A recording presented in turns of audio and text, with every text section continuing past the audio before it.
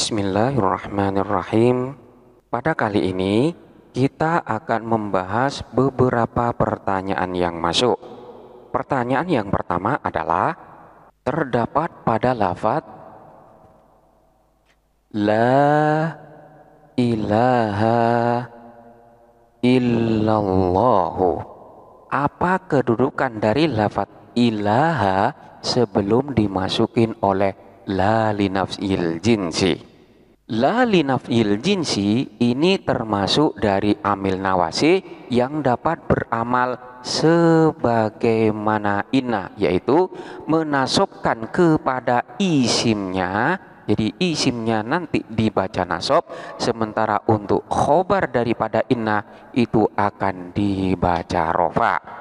Namun hukum daripada isim la ini tidak sama dengan hukum isim daripada inna, di mana untuk hukum isimnya la itu terdapat beberapa macam. Ada kalanya hukumnya itu dibaca nasob, ada kalanya dihukumin mabni nasob. Untuk lafaz la ilaha illallah, isimnya la ini dihukumin mabni nasob, artinya dia diberi tanda sebagaimana i'rob nasob, yaitu dengan fathah namun tanpa tanwin. Beda halnya manakala isim daripada la ini berbentuk mudhof atau berbentuk syibhul mudhof, maka nanti hukumnya adalah dinasobkan. Contohnya seperti la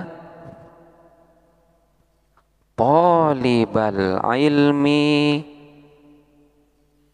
fil fasli. La talibal ilmi, tidak ada seorang pencari ilmu pun fil fasli, ialah berada di dalam kelas. Lafaz talibal ilmi ini adalah isim daripada la, di mana isimnya ini berbentuk susunan idhofah. Taliba mudhof, al ilmi mudhof ilaihnya. Oleh karena itu, hukum daripada isim la yang berbentuk mudhof semacam ini adalah dinasobkan. Tanda nasobnya dengan menggunakan fathah. Lalu di mana tanwinnya? Lafaz taliba di sini tidak boleh diberi tanwin karena posisinya sebagai mudhof, di mana mudhof itu tidak boleh diberi tanwin.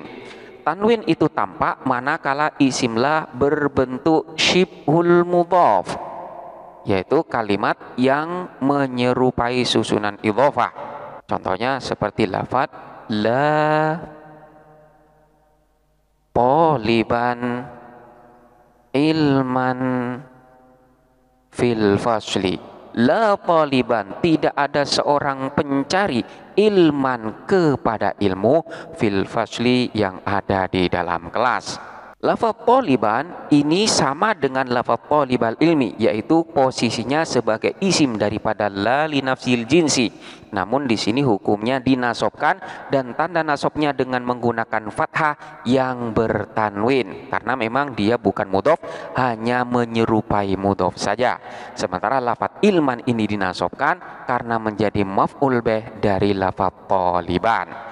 Pembahasan tentang mudhof dan syibhul mudhof ini silakan untuk dipelajarin kembali di dalam pembahasan tentang macam daripada idhofah. Jadi di sana ada idhofah mahdhah adapun idhofah ghairu mahdhah.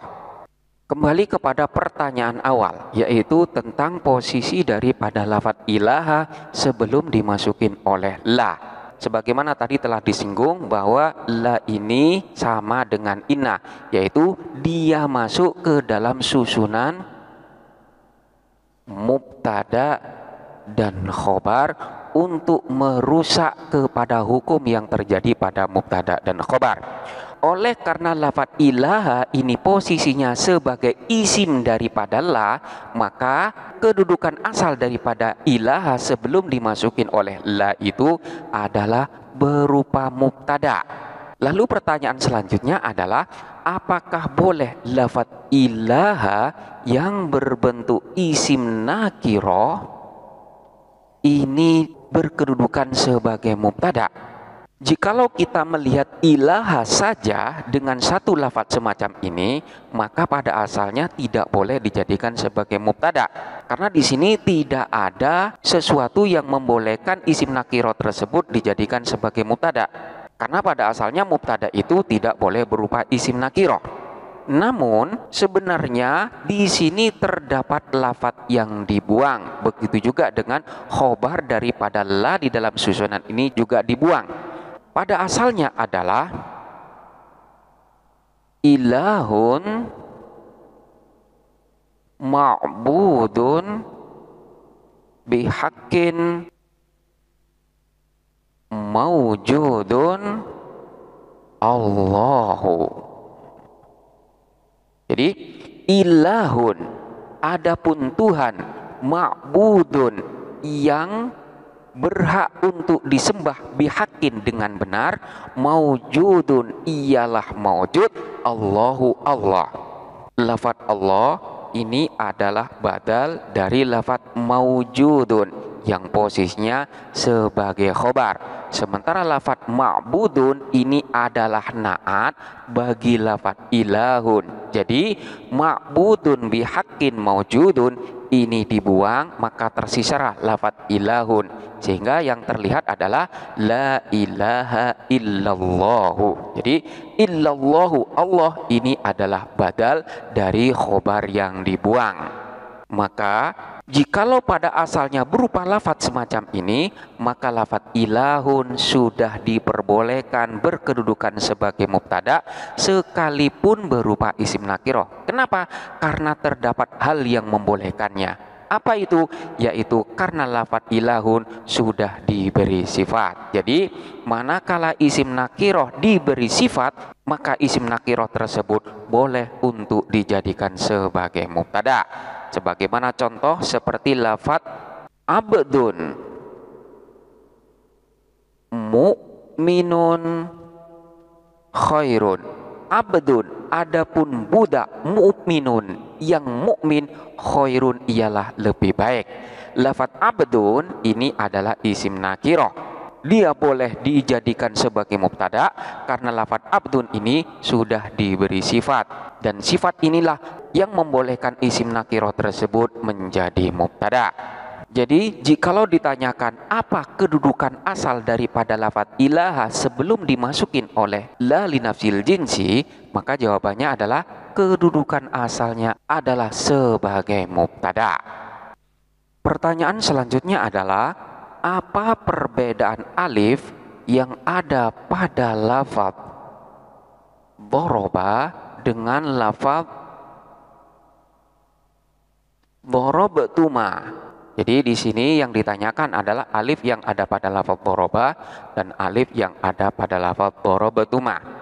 Untuk alif yang ada pada lafaz doroba ini adalah alif tasniyah. Demikian pula alif yang ada pada lafaz dorobtuma ini juga merupakan alif tasniyah. Namun di sini terdapat perbedaan, di mana alif yang ada pada lafaz doroba ini adalah bomer, sementara alif yang ada pada lafaz dorobtuna ini bukan bomer, melainkan hanya sekedar alamat atau tanda saja. Jadi ini beda. Alif yang ada pada lafaz doroba ini adalah bomer. Dengan demikian dapat dikatakan bahwa fa'il atau pelaku daripada lafaz doroba itu adalah alif tasniyah ini. Sementara untuk alif yang ada pada lafaz dorobtuma ini bukan bomer, sehingga alif ini bukanlah pelaku dari lafaz dorobtuma. Karena memang alif yang ada di sana itu keberadaannya hanya sekedar tanda saja, tanda bahwa pelakunya itu ada dua orang. Sementara domer yang ada pada lafaz dorobtuma itu berupa domer ta. Jadi ta inilah yang merupakan domernya. Sementara huruf mim ini adalah huruf imad atau huruf tiang, yang keberadaannya adalah sebagai penyangga untuk alif tasniyah yang terletak setelahnya. Kenapa harus diberi mim? Karena manakala tidak diberi mim, maka di sini tidak terdapat kesesuaian harkat, di mana taknya di sini berharkat dhamma, sementara setelahnya adalah berupa huruf alif, di mana harkat yang cocok dan yang sesuai dengan huruf alif itu adalah harkat fathah. Jadi jikalau tanpa adanya alif, maka bacaan ini pun akan sulit untuk dibaca. Oleh karena itu, agar alifnya ini dapat terbaca sebagaimana biasanya, maka ditambahlah huruf imad yang berupa huruf mim, dan huruf mim itu pun diberi harkat fathah. Jadilah darabtuma. Dari sini dapat diketahui bahwa pelaku daripada lafaz doroba ini adalah alif tasnia yang merupakan dhamir yang dihukumin mabni sukun. Jadi doroba fi'lun madin wa alifut tasniyati dhamirun barizun muttasilun mabniun ala sukuni, dimabnikan sukun. Sementara untuk lafaz darabtuma, at-ta'u dhamirun barizun muttasilun mabniun ala dhammi fi mahalli raf'in fa'iluhu. Jadi fa'ilnya itu adalah dhamir ta.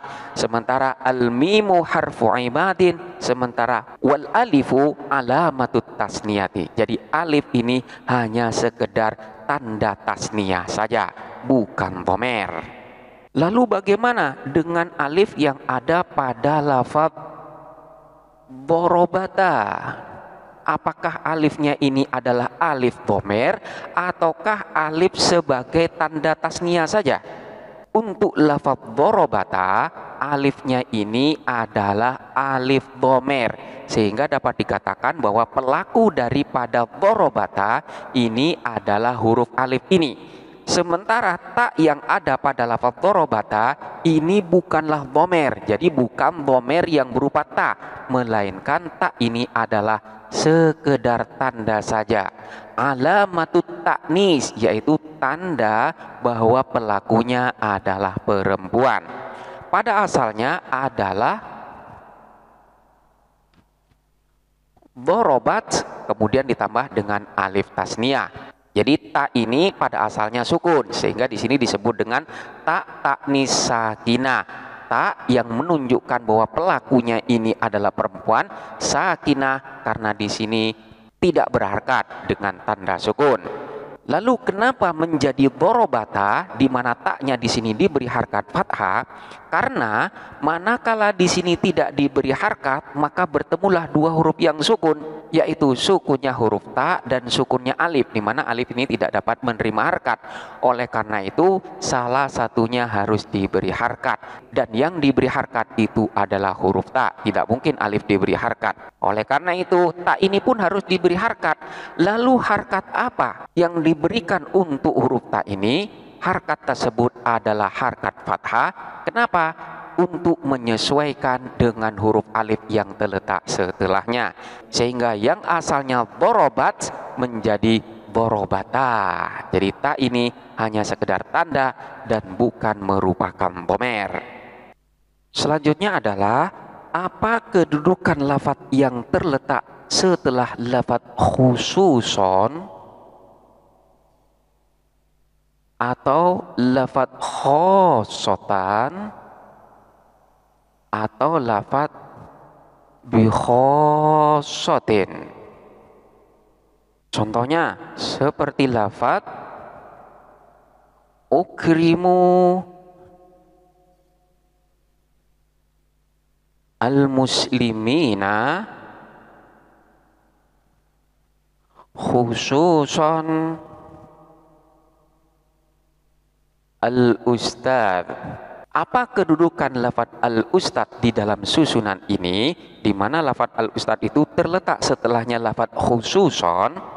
Untuk lafaz yang terletak setelahnya khususon atau juga yang terletak setelah lafaz khossotan, ini adalah berkedudukan sebagai maf'ul bih dari kalimat fi'il yang dibuang, di mana takdirannya adalah akhusu atau a'ni.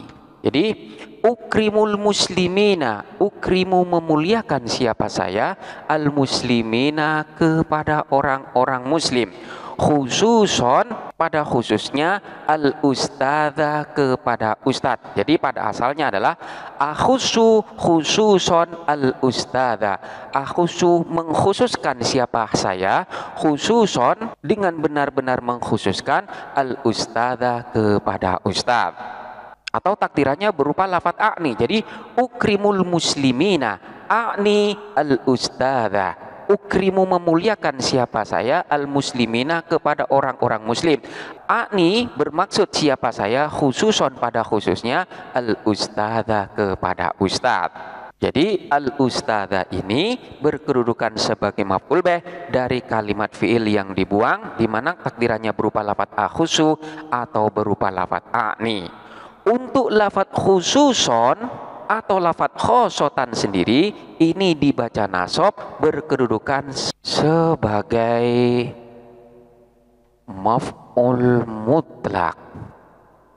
Jadi lafadz khususon dinasabkan sebagai maf'ul mutlak. Begitu juga dengan lafadz khosotan. Maf'ul mutlak dari mana? Maf'ul mutlak dari kalimat fi'il yang dibuang, yang berupa lafadz akhusu ataupun a'ni. Ukrimul muslimina akhusu khususon al ustadza atau akhusu khosotan al ustadza. Ini manakala terletak setelahnya lafadz khususon atau terletak setelahnya lafadz khosotan. Selanjutnya, manakala terletak setelahnya lafadz bi khosotin. Jadi ukrimul muslimina bi khosotin. Maka lafadz yang terletak setelahnya bi khosotin ini berkedudukan sebagai mubtada sehingga dibaca rofa. Sehingga bacaannya adalah ukrimul muslimina bi khosotin al ustadzu. Ukrimu memuliakan siapa saya, al muslimina kepada orang muslim, bi khosotin ialah dengan secara khusus al ustadzu adapun ustadz. Jadi al ustadzu ini dirofakan sebagai mubtada yang muakhir, jadi mubtada yang diakhirkan, sementara lafadz bi khosotin yang merupakan susunan jar majrur ini berkedudukan sebagai khobar muqaddam. Selanjutnya pertanyaan yang ketiga adalah apakah ada perbedaan antara lafadz ya thalibal ilmi dengan lafadz ya thaliban ilman? Sebenarnya secara makna kedua lafadz ini tidak ada perbedaan. Jadi maknanya sama, yaitu wahai pencari ilmu, baik yang pertama maupun yang kedua. Namun secara lafadz ini bentuknya berbeda, di mana untuk yang pertama ya thalibal ilmi ini berbentuk mudhaf, sementara untuk yang ya thaliban ilman ini berbentuk syibhul mudhaf. Kedua lafadz ini hukumnya sama-sama sebagai munada yang hukumnya nasab. Hanya saja untuk ya thalibal ilmi tanda nasabnya dengan fathah yang tanwinnya tidak dapat ditampakkan. Kenapa? Karena susunan thalibal ilmi ini sebagai susunan idhofah di mana mudhofnya ini dilarang untuk diberi tanwin. Sementara untuk lafadz ya thaliban ilman, lafadz thaliban ini dinasabkan dengan tanda nasab fathah yang tanwinnya ditampakkan. Sementara untuk lafadz ilman yang kedua ini dinasabkan posisinya karena sebagai maf'ul bih daripada lafadz thaliban. Beda halnya dengan lafadz al-ilmi pada contoh yang pertama, di mana lafadz al-ilmi ini diijarkan karena sebagai mudhof ilaih. Jadi secara makna tidak ada perbedaan, namun secara bentuk terdapat perbedaan, di mana ya thalibal ilmi merupakan susunan mudhof dan mudhof ilaih, sementara ya thaliban ilman adalah berupa susunan syibhul mudhof, yaitu susunan yang menyerupai bentuk susunan idhofah. Demikianlah beberapa pembahasan dari pertanyaan yang diajukan. Untuk pertanyaan-pertanyaan berikutnya akan kita bahas pada pembahasan selanjutnya. Silahkan dipelajarin dengan seksama dan sampai jumpa pada pembahasan berikutnya.